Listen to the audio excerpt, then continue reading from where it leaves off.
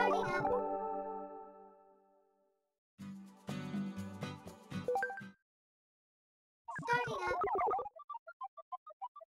Step on. Great. Ready.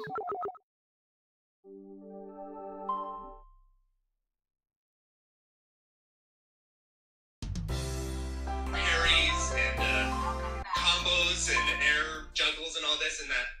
All these other choices of the past, like for example in Ghosts and Goblins Resurrection, have that dedicated jump.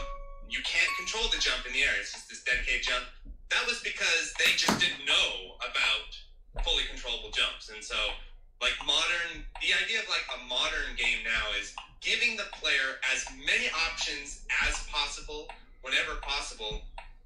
And you'll see this in something like Devil May Cry, for example, where Devil May Cry 3 had the style select. So you had Trickster, Royal Guard, the other two are Gunslinger, and the last one, I'm gonna get it, Gunslinger and Swordmaster. Okay, so you had those four styles, and then in Devil May Cry 4, they brought in, okay, you can style switch on the fly, and then what happened is everyone's like, oh, this is like the correct way to play Devil May Cry, so they actually went back and modded it into Devil May Cry 3, and then the Switch port now has it officially in there, so Devil May Cry 3 now has this style switching thing. And if you talk to a lot of players and critics now, everyone will say, this is an improvement. This is objectively better, because now you can do anything. You can do a Gunslinger into a Trickster, into a Swordmaster, into a Royal Guard. The funny thing is that if you take all the options and you give the player all the options, what will happen is it actually creates a natural singular play style of efficiency where you have no limitations and no trade-offs, so you will always do the most efficient thing, and so it actually homogenizes play styles, because why would you do this when you can do the better option? I said this in the Third Strike with like Chun-Li. Chun-Li's every move can become a super, so everything becomes super, and so if you watch Chun-Li players in Third Strike, they all have to play the same way because it's so efficient. And so without trade-offs, you actually get a uniform style of play. If you have the ultimate character that can do everything, everyone will play that character, and everyone will play that character in the exact same way. And so that's a concept that fighting game players and action game players now are still kind of discussing it, but it crosses across all different genres, even platformers, even strategy games. The idea of like the optimal build will actually start to crowd out player choice and play style, because you're stupid if you don't do it. So that was kind of the little summary there, where like limitation creates risk and reward and creates trade-offs. If there's no risk, if there's no trade-off, how do you as a player express yourself? You just learn to play optimally, and that's it. There's nothing left to it. Yeah, and it feels like really the diamond in the rough is the game that often unintentionally, which of course is going to be a subject later about intentional design, but sticking with this expressivity thing, like the reason why I framed it as playstyle more than skill is I'm really interested in high skill expression, but you can have high skill expression that doesn't actually look that interesting. And I would actually argue a point that you made in another one of your videos about gameplay density is the whole concept of speed running and how that's like one challenge that you can do. But oftentimes, and maybe a point that you'll end up agreeing with here, is that my stance on speedrunning is it's great if it can happen organically, but if it ends up being not about anything remotely close to what the game was intended to be played, or I guess a better way to put it, instead of invoking intention, would just natural be gameplay. What's the natural and fun way to play the game, right? Natural gameplay. Yeah, and so if we're in a situation where we're playing a game and we're deliberately, like in Half-Life 2, moving backwards and changing our camera angle and save load so we can skip dialogue, okay, that's kind of like an interesting sideshow circus act kind of thing, but it doesn't really invoke any interesting feelings for me as a player or as a designer. I wouldn't imagine it would be fun to make a game where that's the goal of doing those inputs, and with that visual and all this sort of thing. It's not a satisfactory experience because of itself. It's almost like a novelty because you're breaking the game in a certain way to achieve some high time or something, right? And so it's the metagame actually outside the original design of the game. A really common example of this that I bring up is Ocarina of Time speedrunning, where what happens with speedrunning And a lot of people, there's things about speedrunning that are cool, but there's also things that I'm critical about, because like you said, certain things in speedrunning will not actually capture what the game is what its strengths are. So like in Ninja Gaiden, the strength of that game, the newer ones, is like combat and fighting enemies and the risk rewards and all that. But speedrunning it, avoiding enemies is always best. And then also just spamming like special moves is always best. So the speedrun ends up being incredibly boring because it's solved. What you do is you run through the game, avoid encounters, and then when you have to do encounters, you do spells or UT spam. And you're losing like 90% of what makes the game good. So why even bother? And with the glitch manipulation stuff, like Ocarina of Time, if you sat down and talked to a speedrunner about what makes Ocarina of Time a fun game, then puzzle solving and traversing the dungeons, but Ocarina of Time speedrunning has become like manipulating these really esoteric problems in the code where you're falling through the ground and skipping through half the game in 5 minutes and stuff like that.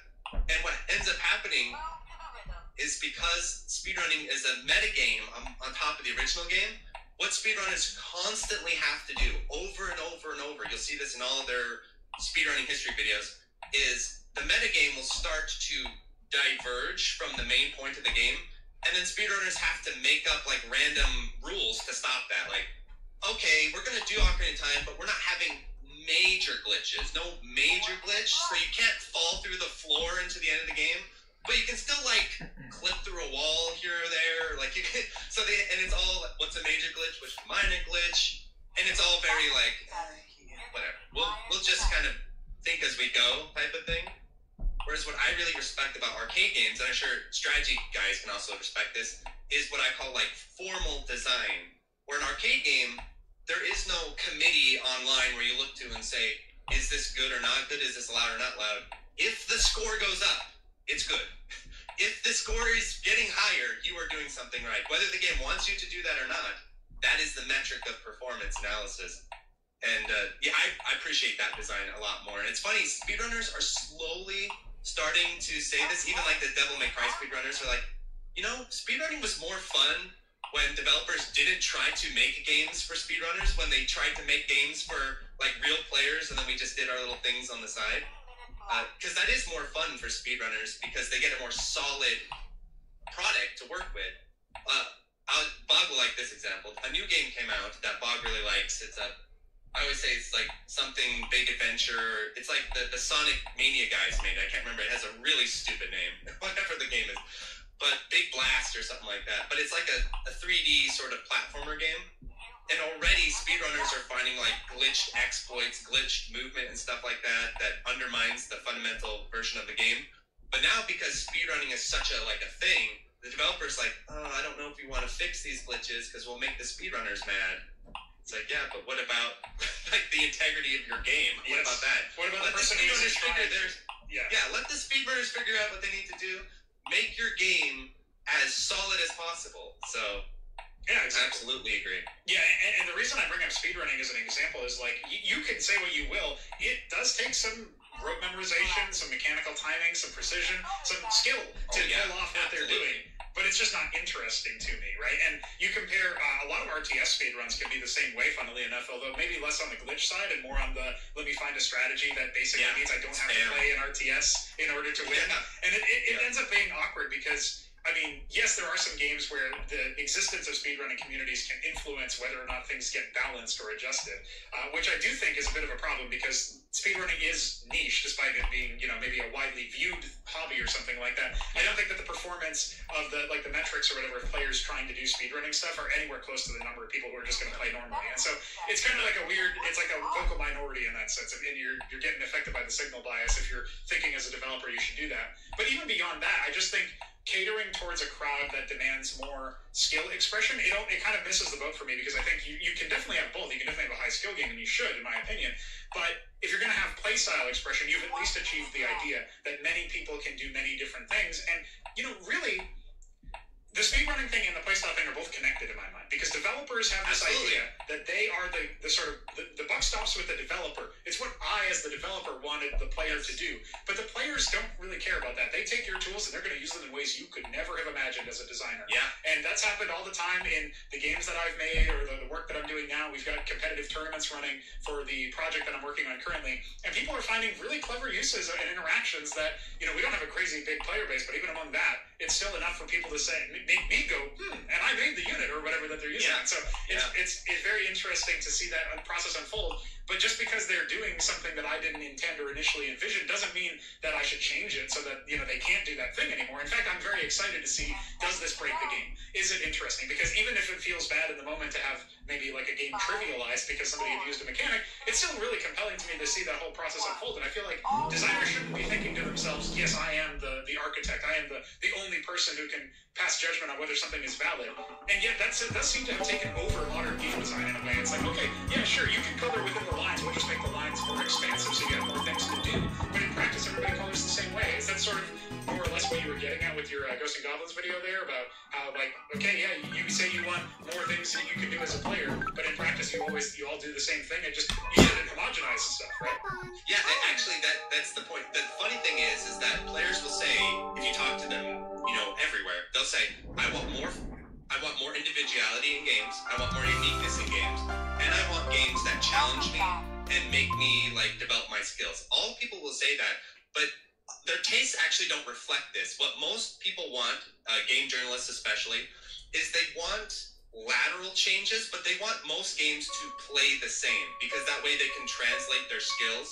So, like, if you've played 10,000 hours of Mario, and then you play Ghosts and Goblins, and you can't control yourself in the air, and all the meta and all the strategy you learned in Mario does not work in Ghosts and Goblins, there's immediately that, like, this isn't, no. But if you make, like, Hollow Knight, or, like, a game now where it actually or The Messenger, actually plays much more like Mario than Ninja Gaiden, even though The Messenger looks like Ninja Gaiden. It has the fully controllable mechanics of Mario, the level design of Mario, but people love that. They love the kind of, they want their skill to translate from game to game, and you'll see this across game design now, where you'll notice, like, one game introduces a mechanic and it's popular, and all the other games are like, let's do that too. So, you know, Sekiro has parries and Sekiro's popping. Let's put parries in Resident Evil 4. I mean, that's hot. And so, like, what people want is they want to pick up a game that's kind of got some surface level differences that makes it feel unique, but its core is very similar to all the other games, so they don't have to relearn fundamental concepts like, oh, jumping is risky, I have to consider my jump, or movement is more limited, I have to consider my movement. They don't want that type of that level of uniqueness. And so I think you'll see that a lot with games coming out now, where they'll bring in mechanics that on the surface seem, oh, that's so different, but then the fundamentals will play exactly like every other game that you play. Like, cameras are a great example of this. If you do anything different with a camera, people lose it. People, like Resident Evil 4 and 5, I had my friend sit down and play it, and he plays more modern games. He could not, he's like, what is with this camera? I cannot do this right now. And I'm trying to explain to him, no, the camera system in this game is really good. It's really responsive, and it creates the play style of the game. He's like, I don't give a shit. I don't want to deal with this camera. You'll see that all the time, where people will say they want uniqueness and changes, but what they want is just surface level aesthetic or slightly mechanical differences, but they want every game to basically play the same way. Well, it's funny because you talked earlier about how speedrunning is a meta game on top of the existing game. And for me, there's another layer or another thing you could define as sort of like a meta game across all of gaming, which is exactly what you just said about how you want your skills to transfer. You name dropped you name dropped games reviewers, games journalists. And what's really funny to me is that they often really don't have the expertise necessary to critique the genre that they're sort of dipping their toes in, but you won't see them acknowledge it, or if they do, it doesn't seem to factor into their score. And personally, I kind of think scores are a little bit silly because, you know, my enjoyment of a game might change depending on my mood or whatever. So really, you should just say, like, do you recommend it based on X or Y? That's how I try to involve myself in it anyway, and I respond better to those kinds of recommendations too. But it's funny that the journalist class, if you want to call them that for games people, is very hell-bent on the idea, and they're kind of a mockery amongst most enthusiasts now anyway. I don't really know that many people who go to watch IGN or whatever, but, you know, maybe... The fun thing about them, I say this on my channel all the time, because it's very easy to dismiss them as a gamer, because what they say is absolute nonsense. nonsense. That's exactly it, yeah. I mean, like, you can't even take them. Some of the stuff you read in these reviews is like complete nonsense in terms of, like, for example, the GameSpot or whatever it was saying like it has Ghosts and Goblins has clunky, sluggish controls. Nothing about the controls in any metric is clunky or sluggish. It's just they didn't like the style of mechanic, but they couldn't articulate that, right? Because their view is that game, like I said, game mechanics are on this evolutionary path. And so older style or like more limited styles of controls are not different style. It's like, that's outdated. It's like a Windows operating system. This is Windows 98. We need to get on Windows 12 now, or whatever it is. That's how same thing with all the Resident Evil 4 remake reviews that was driving me up the wall, where all the reviews are like, they fixed the camera. Like, now the camera's like good. The old camera sucks and the new camera's good. They could never put together that the camera changes everything and that creates a distinctive style of play. But the thing about game journalists, though, I do take them really seriously because they have this really nice option select where if you're a hardcore enthusiast gamer type, everyone on this channel is, right? Because we're the no frauds channel. Yes, so yes. all of us legit gamers, you read their reviews and opinions, it's absurd. But the thing is that they actually still have massive amounts of market influence. And you don't remember that until you start hanging around more casual people and you realize what IGN says, as stupid as it is like incredibly influential. And they set the tone for everyone else. So like IGN will come out and say, this game's a masterpiece. And then everyone else is like, all the casual sphere, like, well, IGN says masterpiece. And you'll see it. They'll all sort of fall in line. And if IGN comes out and says Wanted Dead's a piece of shit, everyone's like, well, I guess IGN said it. Like, the reviewer class, they, like, stick together. They're like this union. And so they actually have a lot. It's ridiculous how stupid they are versus how much influence they have over the market and over, like, the economics of gaming. So actually, the one reviewer that I really pay attention to is IGN. Like, whenever I'm looking at stuff, but not for their opinions. Not like I'm doing like a meta read of IGN where I don't read them to actually see what they think, but like how is what they're saying going to affect the marketing and tone around the game. And it is very, once you start paying attention, you can see the effects of it. Like if a game comes out, IGN gives it the stamp, it's got the stamp. You'll see then all the other reviewers follow along.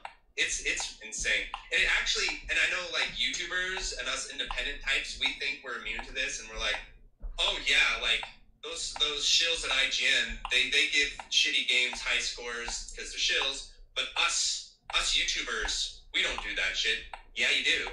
Because what happens is IGN's opinions and like the main market opinions, they trickle into the Twitter sphere and they trickle into the YouTuber sphere and then creates a lot of peer pressure among YouTubers and Twitter people too to go along with that. It's, or at least pay attention to the product, right? Like it increases yeah, like the mind share. look at the Wanted Dead stuff. Like IGN Wanted Dead blows, and then all the reviewers are agreeing, and then it happens in the YouTube sphere too, where they're like, you know, this is meme and all that kind of stuff. It's actually really rare to see IGN like shit talk something, or like the main reviewer shit talk something, and then the YouTube sphere be like, no. That's not usually what happens. Everyone kind of falls in line, and so yeah, only hipsters are really good. If you want real opinions, you do have to go to like those random ass hipsters who will give you what's what. Hey, and I try to look the part every day so people know they can come to me and hop on in. They see that weird guy with long hair, they're like, who's this guy? So I'll tell you what I think of, though, is that the metagame that we were talking about with the view, as it pertains to the viewers, is that the transferable skills, the legacy skills, there's a lot of pressure then to, like, basically the reviewers or whoever happens to have influence are kind of defining the parameters of what can be a game even, or what can be a mechanic in a game. And then from there, it's like, oh, you strayed too far from it? Well, that's no good. You strayed a little bit, but in some ways it's like easy to, maybe you did a really good job tutorializing it or something. Well, instead of it being like the same thing, but just explained better, we're going to call it, this is a great new innovation or something. Maybe that becomes like the new thing. Or at the very least it's like a novelty, right? There becomes like secret, like unspoken rules of game design that you'll get. For example, checkpoints. So if IGN complains about your game having too long of a checkpoint, you just set your watch and just wait. because the update patch, those checkpoints are going to get patched every time. Or like, so like with Wanted Dead, you know, they finally did an update, and you can tell they literally went through IGN's complaints, and they're like, okay, the game's too hard. Let's make it easier. Oh, there isn't enough health. Let's give them more health. Oh, the checkpoints are too long. Let's make the checkpoints easier. So they fucked up the game. You know, and you know, us hipsters can be like, oh, we like this and that and this. They're not listening to us. They don't give a shit.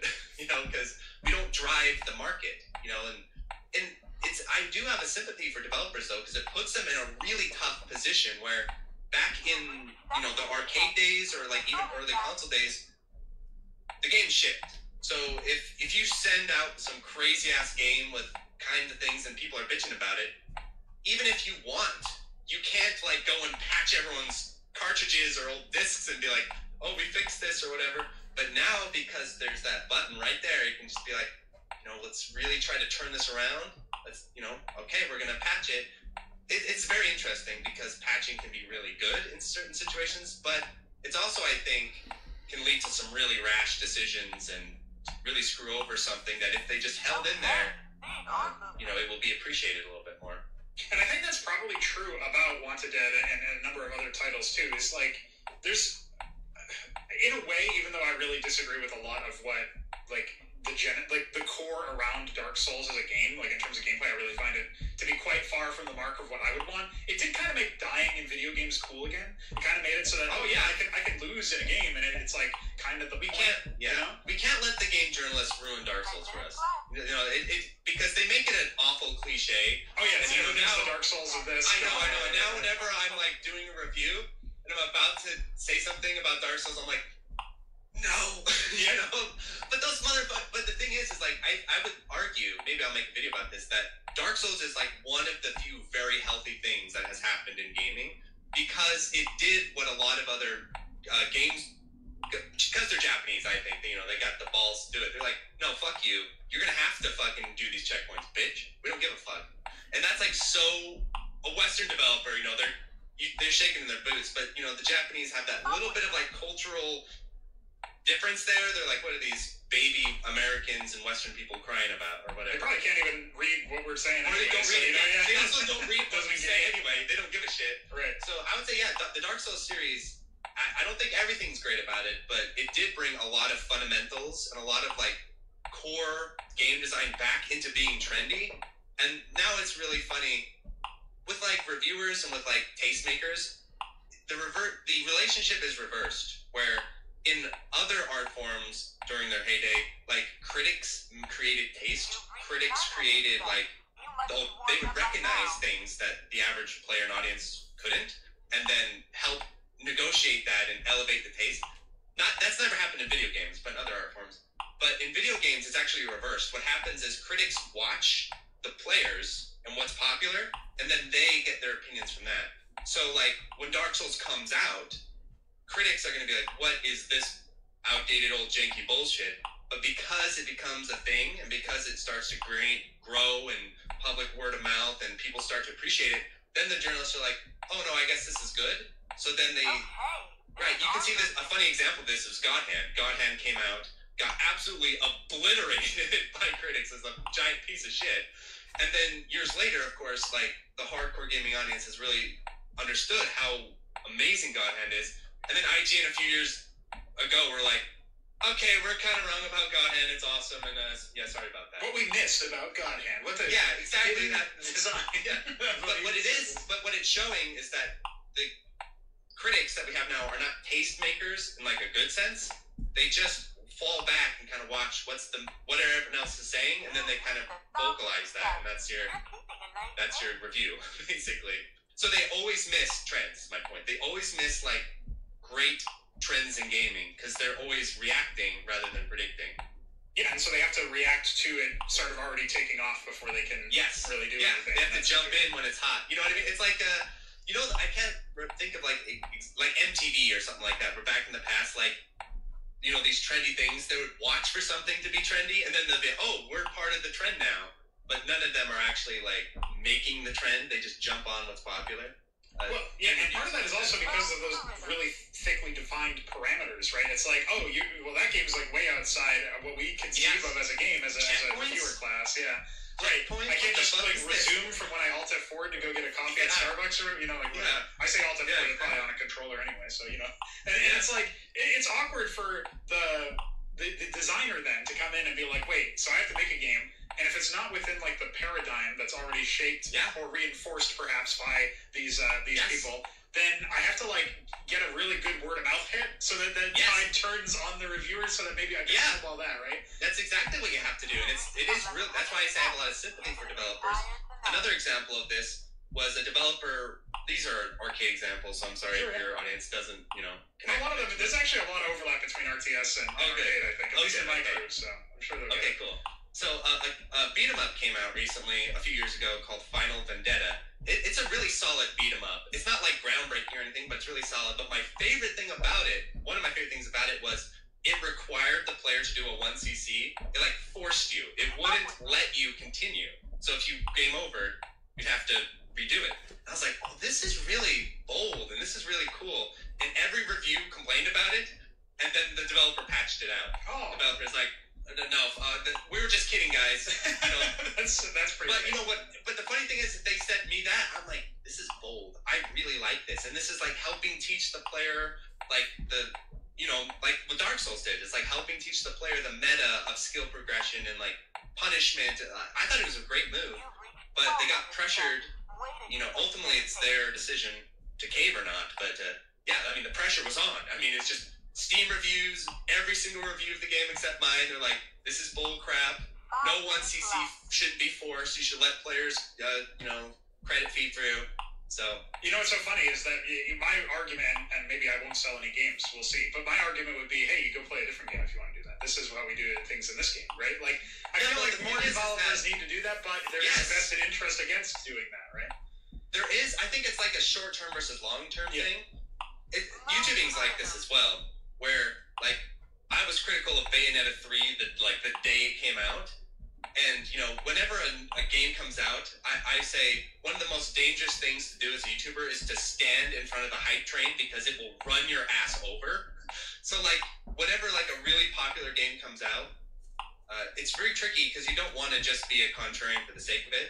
But you're just trying to be accurate, right? So, I thought Bayonetta 3 blew. It was I think it sucks. It's a huge step down from the other games. Especially Bayo 1. And I was very critical of it. And so when the game came out, I got, like, ran over by the Nintendo and the internet. Just like, who's this motherfucker? Oh, he's just being a contrarian. This and that, this and that. I had like, larger YouTubers. A funny little thing, you might know this, is, like, when a larger YouTuber comments on your video, YouTube sends you, like, a special notification, like, oh, someone really famous wants to talk to you. And usually that's like, oh, that's so exciting.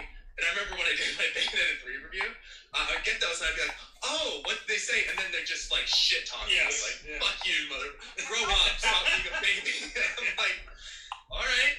But anyway, now that time has moved on, everyone looks back at Bayo 3 now, and it's pretty much now everyone's like, okay, yeah, Bayonetta 3 does suck. We all agree now. Yeah. But that window of when it matters is really scary because the internet is going to run you over with a train. So as a developer, you release your game, and there's something like that in there, something that's pushing against mainstream taste. The pressure is going to be really hard for developers not to cave into. It's going to be really hard. It's going to feel like, what are you even achieving here? Because the people who like it are either a minority like myself, or they don't care enough to not buy your game, right? So, like, they got rid of the 1cc forced requirement. Am I going to refund the game because of that? No. I'm just going to be kind of bummed. But, so it's like every force on the internet, if you're a developer or a YouTuber or do anything, every force is trying to get you into that sort of mainstream, popular, lowest common denominator lane. Everything is going to push you that direction. Your fans, career opportunities, your peers even, like everyone's going to push you towards that direction. So I always really appreciate when developers and YouTubers have the balls to be like, no, I don't care if you guys are pissed. And you might really suffer sales-wise. That's the tough thing. It's like, it's one thing to say, oh, you will, you won't, but you might. You actually might. And you know what? Here's where we can talk, I guess, what the, we've eaten the appetizer, right? It was so nice, like, whatever you want to call it, some bread with some seasoning on it. You dip it in this thing. Here's the under control. No, here's the steak. Keep him alive. Here's the steak. So difficulty, right? For me, the biggest deal about any game is, am I being challenged enough to continue playing? And that sounds weird to, I guess, most people who are maybe more on the casual side, but I need to know that my opponents in a game are actually trying to beat me. They have their own goals and conditions, and I think it deviates a little bit from the arcade understanding in some ways, where I actually really do like to get immersed in a world, and I find that so impossible in most video games, because I look at what the enemy is doing in a game, and especially in an RTS sense. I mean, single-player campaigns are pretty bad for this. You walk through it, and you maybe open the map in the editor, or you just like look around the map in game, and it's like, wait, you had control of the whole map, and you had like 300 supply worth of units, so you could have moved me with at the start of the game, and you didn't. Well, there goes my immersion immediately. Like, I can't get invested in this. And then, the dialogue will say, oh, Zeratul really strong, dude. He's a tough guy. Watch out for Amon. He's like a really powerful dude. Like, no, dude. Like, these guys are jokes, even on the highest difficulty or whatever. So you can kind of tell that, and that somewhat is down to your player's skill, but it's also just down to like how you construct the levels. And for me, we talk a lot about so far like meta games on top of a game. I kind of see video games as this vector for a way to see that challenges can be overcome. And it's like teaching you that meta skill, which goes well beyond just video games. And in a way, I feel like it can actually, like, everybody sees video games as almost like a little bit trashy, a little bit like, it's just a time waster. But no, I mean, I've learned a lot of skills from banging my head against a wall of competitive games time and time again, that like, I cooperation with other players so that I can keep playing against them to get better, and, studying my own mistakes so that I can be introspective and improve. And like, these are things that it doesn't really matter if you're playing a game or just dealing with, people at work or whatever. There's going to be times and areas where you can use these skills. So the fact that you're learning them within the context of a game seems like it's a perfectly valid use of your time, as opposed to it being conceived as a waste of time, which is maybe true for the more casual games. And so, to bring it all back on the case of difficulty, like in my games, the tutorials are going to be able to defeat you, and probably will be.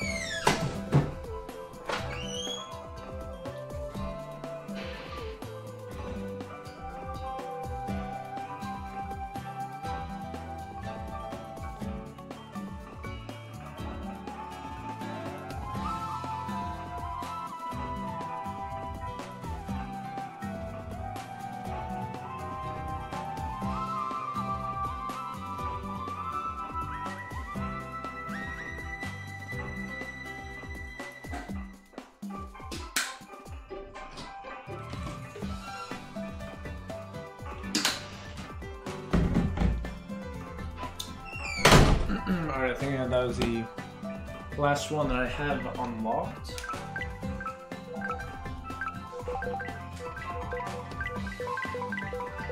I'll just do some random stuff with the remainder.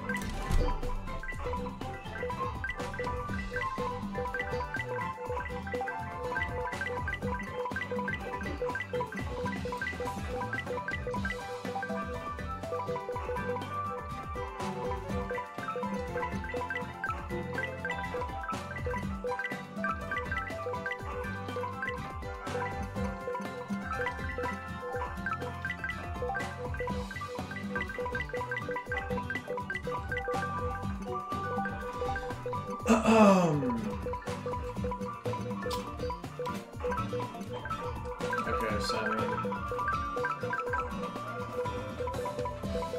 have tried this one. It's pretty hard though. It's pretty hard. Step on. Ooh.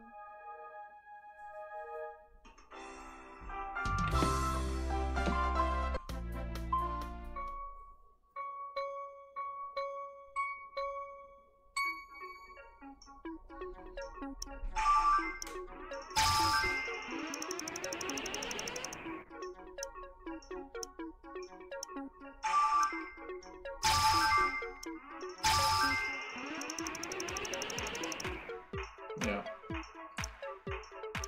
Uh-oh.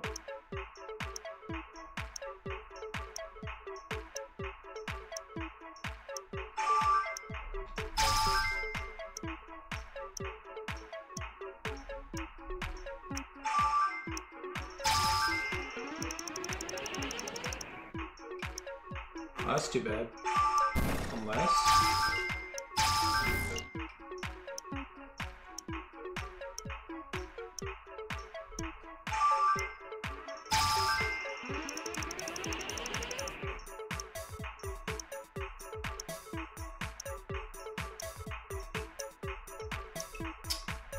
That's too bad. Oh, we got one now.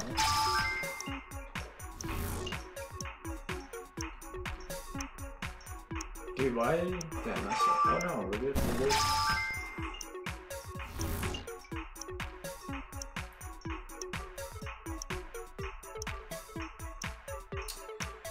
Oh.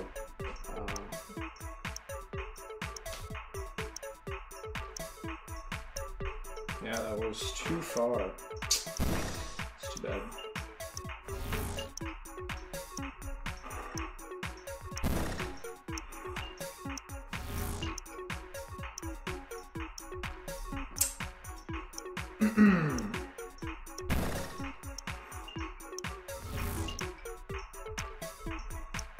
Man, that little slope there is really messing me up.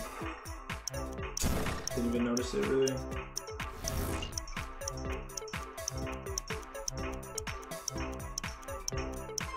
That's too bad.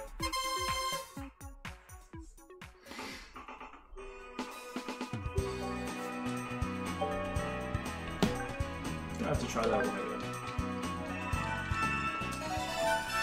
High score?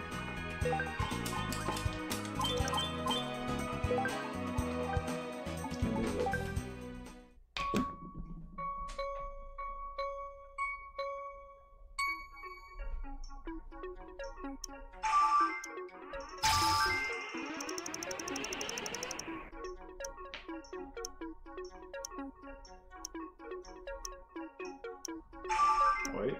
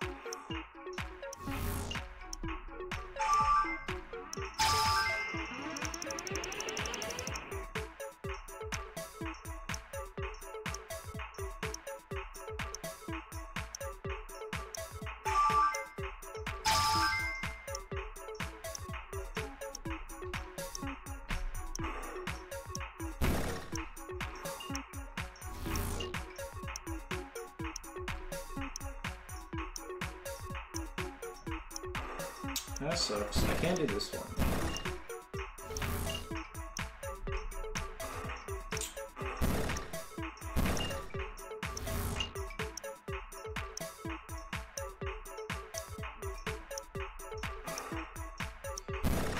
Yeah, I just can't do this one.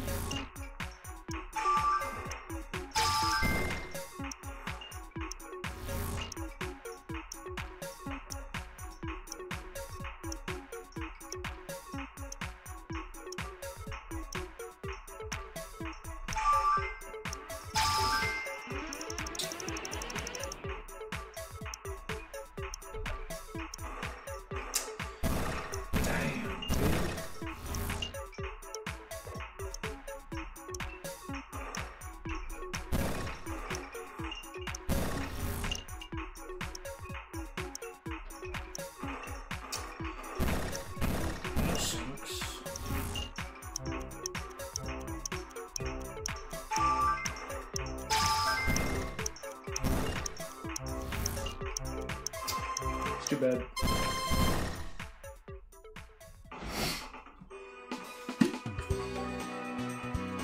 Still an amateur.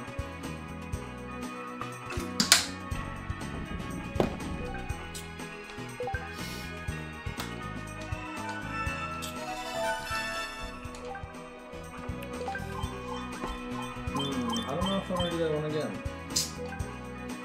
I mean, maybe one more try. So I did do better than last time.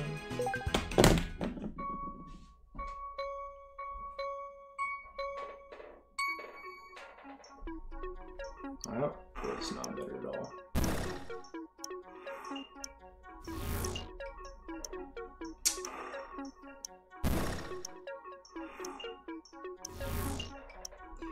Well, this is a really bad start.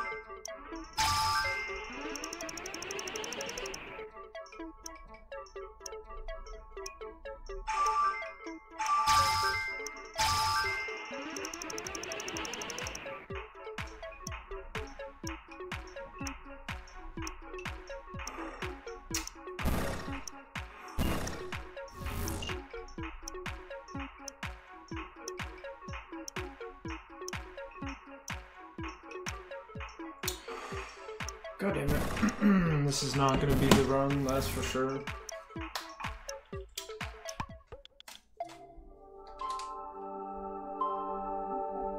Alright. This one I just can't, that would be fun,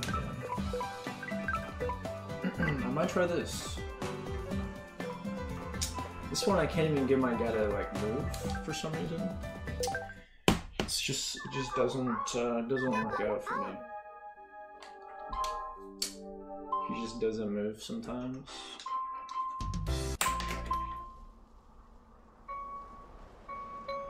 Maybe I need to walk. Maybe I just need to walk. But that's so slow. It's just so slow.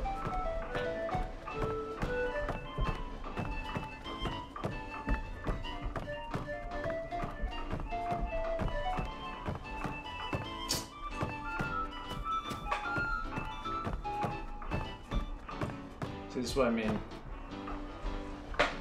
What's up with that?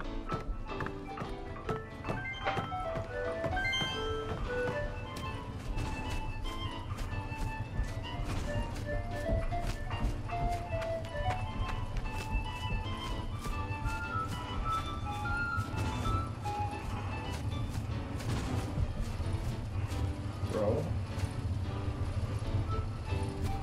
Hey, hey.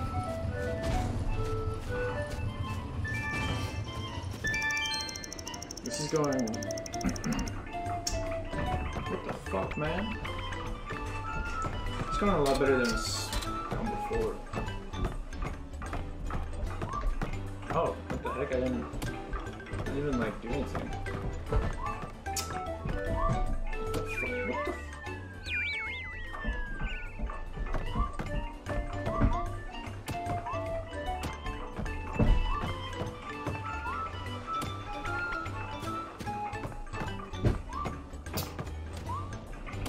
Bro, I'm not. He literally went the opposite way from me. What the fuck?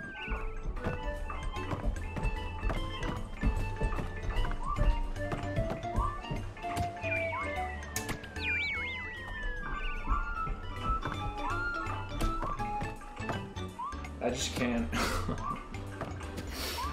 I don't, like, he just doesn't move accurately to me. Hey. Who fucking knows? This one just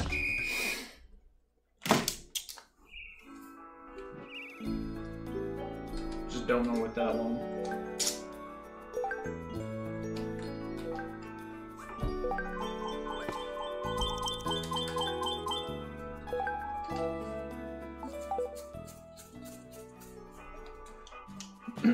Could try this. I'm trying to remember why I did not complete this. What? Wiimote down, dude.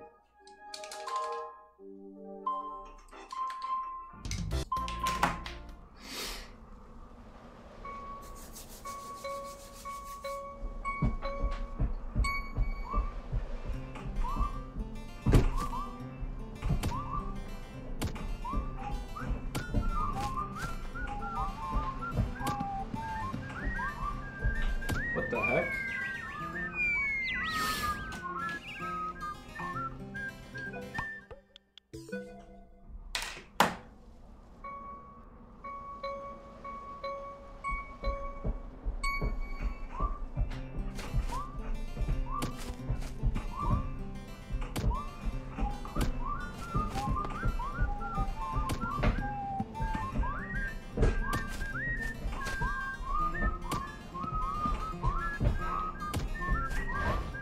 Man.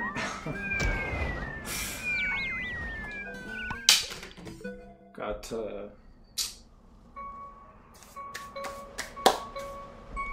don't know, it was a bad idea.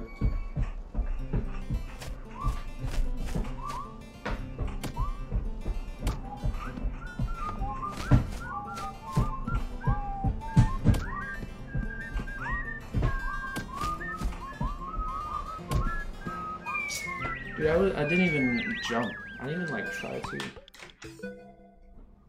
just happened.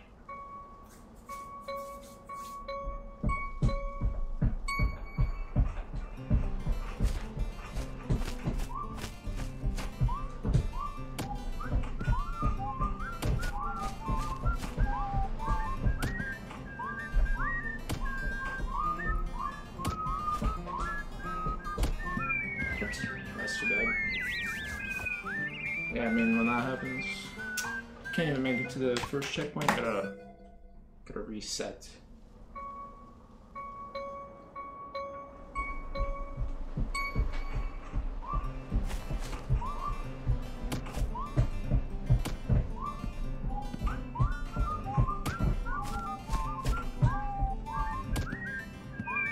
See, like, I just took like a bigger step than usual, and I jumped.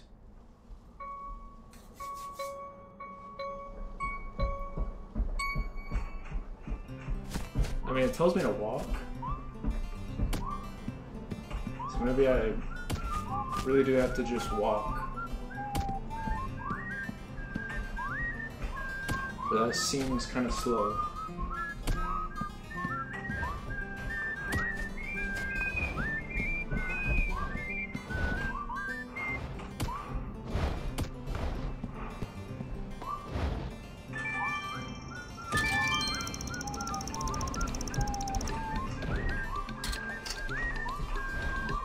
What? What? Okay, dude. I'm really just gonna walk.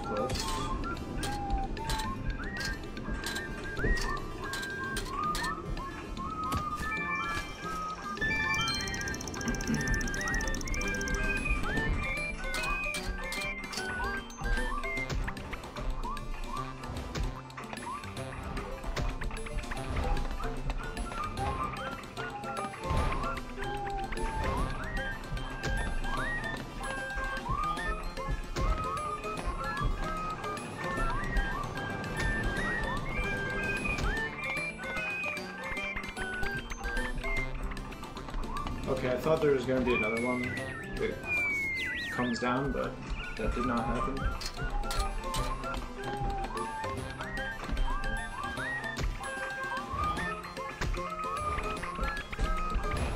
What? I can't fucking go anywhere, dude.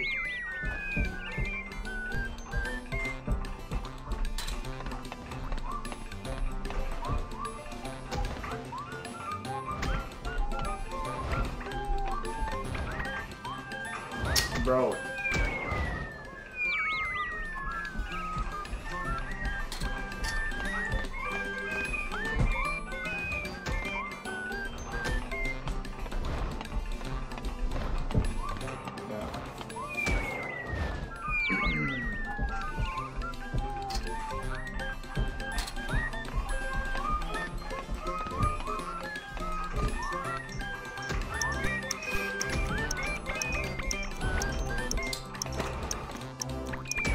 Bro just goes nowhere. Just cannot control this guy reliably at all.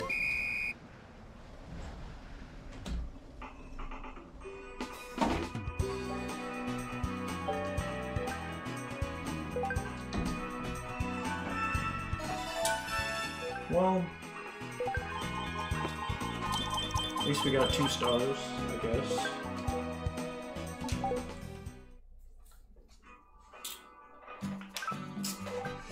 What else? We got the bubble one. This one's kind of fun. Core lunge. I might do this. I might do that one again. Yeah, we'll try the bubble advanced or plus. This one.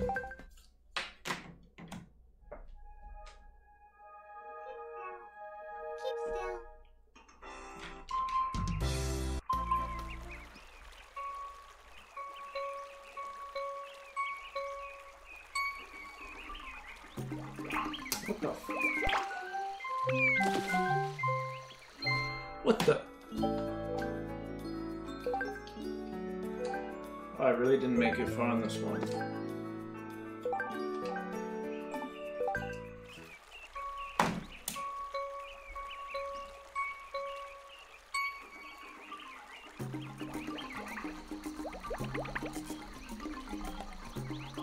Bro, what? How far do I have to lean that way? I mean, some of that. Oh, never mind, I made it further than I thought. On the top score.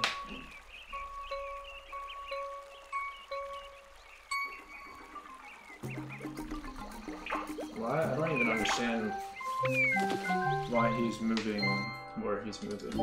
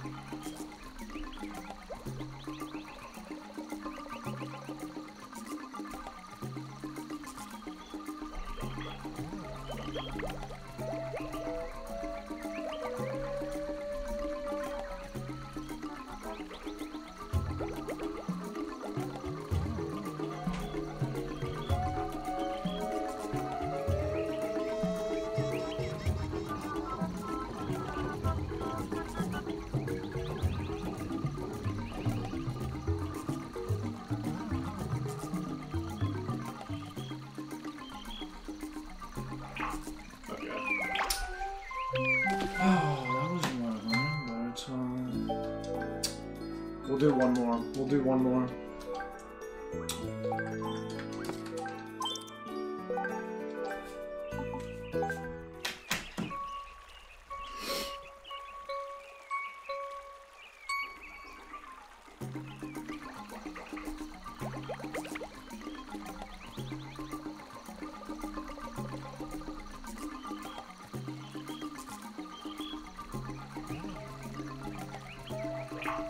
Fuck!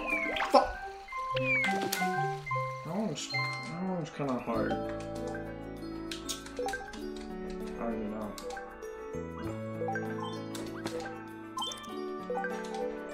I'm gonna have to do core lunge though. Where's that? Oh, yeah. I think we could unlock the advanced if there is one. What? I was supposed to sit.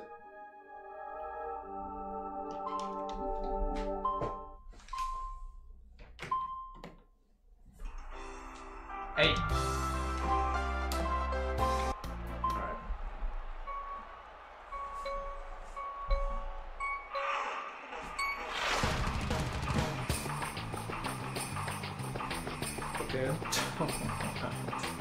Dude, I'm swinging my arms.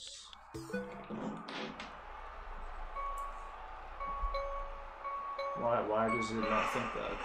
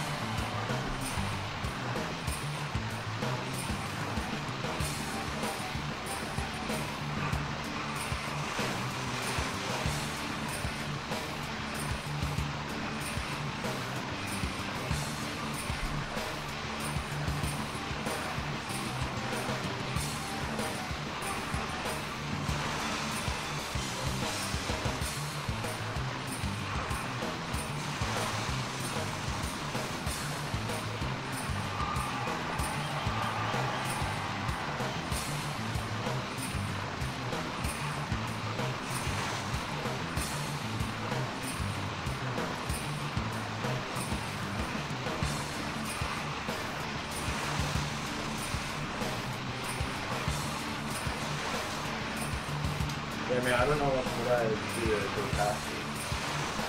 I have no idea.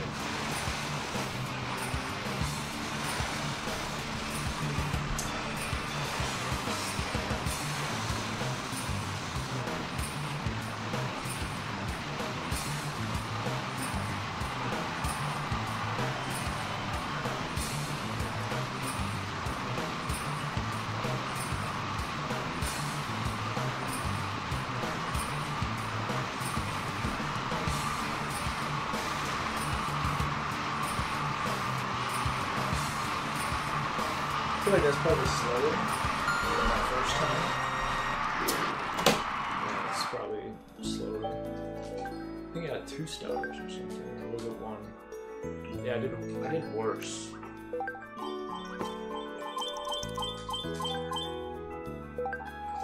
Okay, well that's gonna be it for Wii Fit U.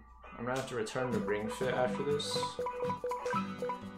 I've done every single freaking thing that I have unlocked at least, and got at least 1 star. So I think that's good enough. I think it is. Probably.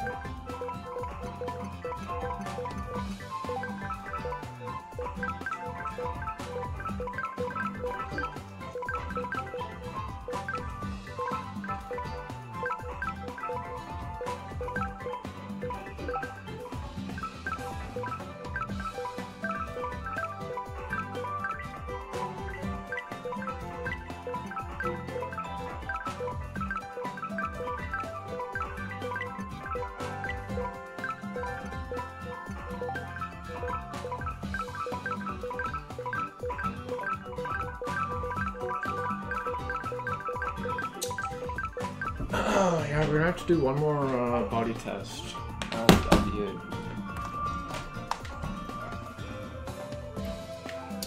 That will be it. How do I do that? Where's the thing? What is this?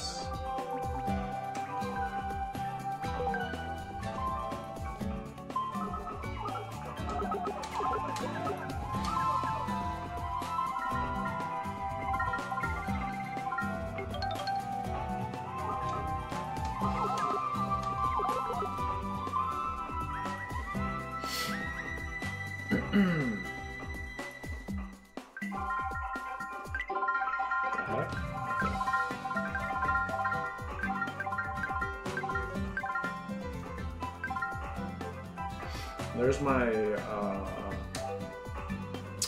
body breakdown.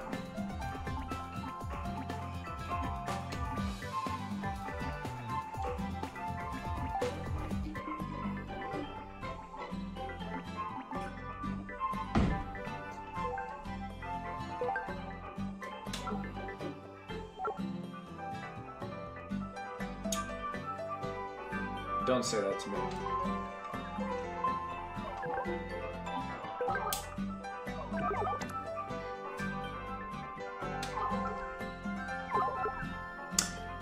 I did that for 30 minutes.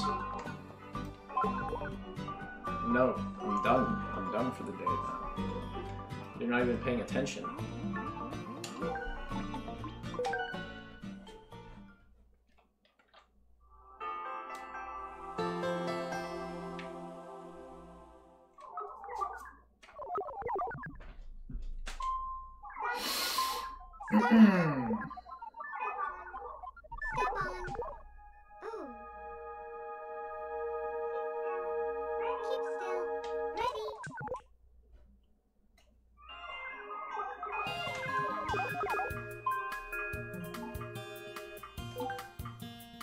Probably that one. Probably.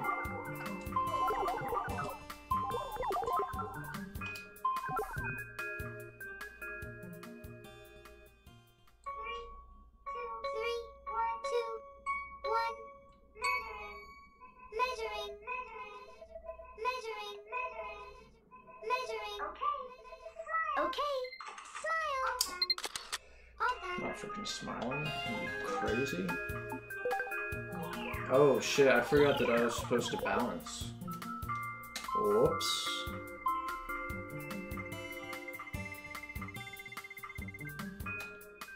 Yeah, I totally forgot.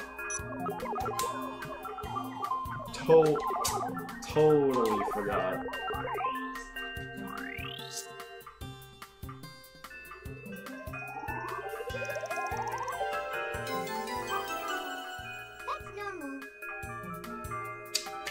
Heard it here.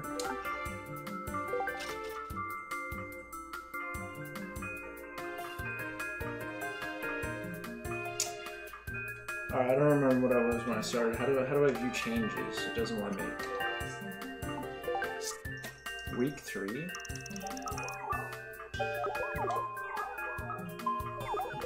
What the heck? Alright.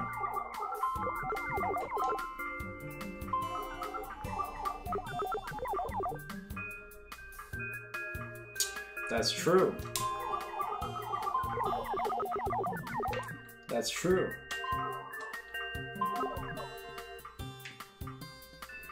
No, I don't. Oh, what is this? What is this?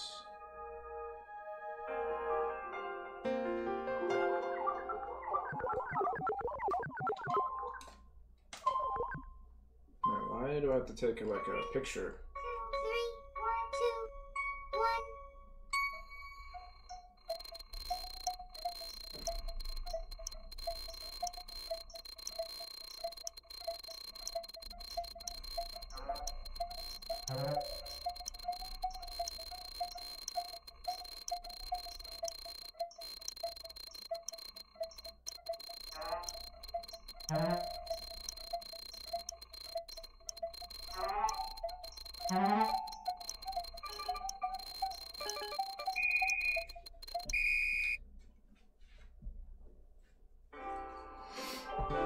Is this good or bad? I guess I've never done this before.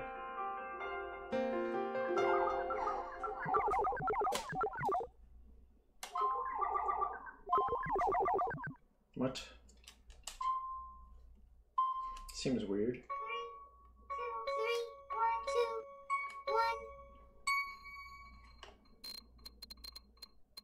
1. What?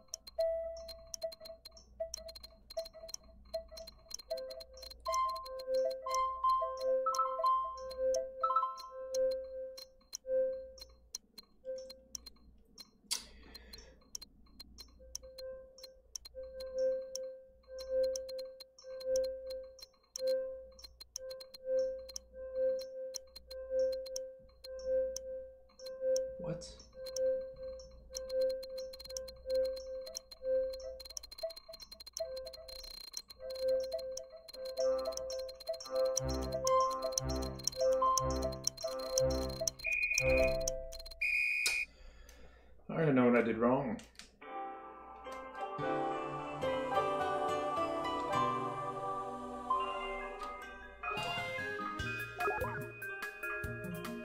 Single leg test I did worse on? What? I thought I did worse on the other one.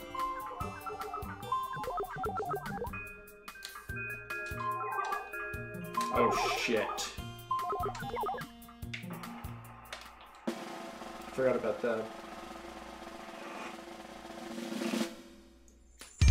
It's not even that bad.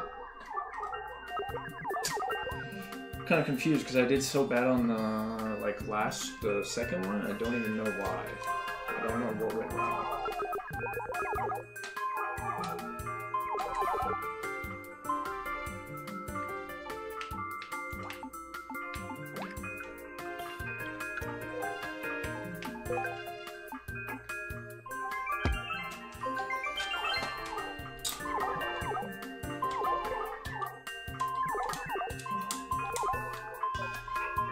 There will not be a tomorrow.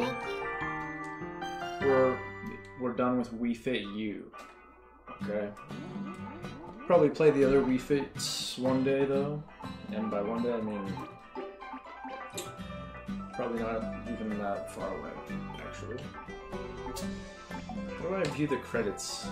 How do I view the credits in the game?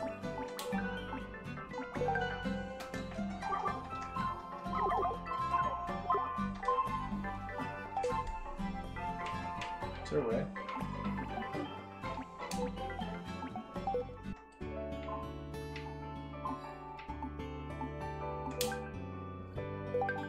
There we go.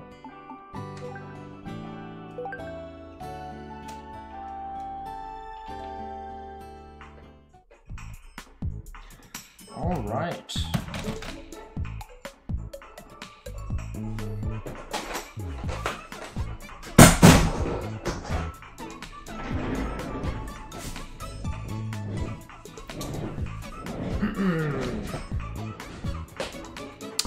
So Wii Fit U is kind of cool. It's pretty alright. Definitely a worse exer game than Ring Fit. It's mostly very light exercises. The controls are not reliable for those ones that you're actually like moving, like the obstacles. They don't feel reliable at all. But the game is pretty fun. That's the surprising thing. And there's some creative sort of mini games, you know? Like this is kind of a mini game. Well, first of all, I started out playing the yoga stuff, which is not even so I mean, I didn't know how to feel at first. I thought it was kind of bad. Then I got to the mini games. They're kind of cool. It's like you know, the usage of the Wii U gamepad's pretty good. Kind of remind me of Game & Wario, but there's more content here than in Game & Wario, obviously, by a lot. And I actually looked forward to every time playing this game. I looked forward to it. So that's pretty good. That's pretty good. Ring Fit, I actually break a sweat while playing. I do not break a sweat while playing Wii Fit U. So a bit of a disclaimer. Like, the game is for old people, okay? Like, I'm fairly certain this is for old people. So you can't really get too mad at that. I'll be playing this when I'm 90. Because I would not... No way I could die earlier